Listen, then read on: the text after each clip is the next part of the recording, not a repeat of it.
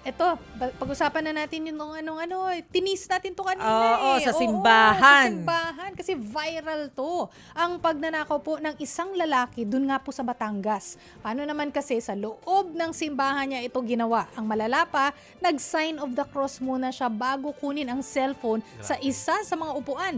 Patuloy pang hinahanap itong suspect na to. Grabe, no? Alam mo, masama mang mainggit.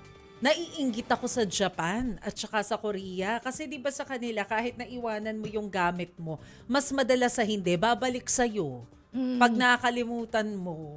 Oo, sana mangyari rin sa atin Sana yun. all. Although, hindi ko naman din nilalahat kasi may mga pagkakataon naman ding bumabalik. At grateful naman tayo dun sa mga matatapat nating kababayan. Yun nga lang kasi hindi lahat.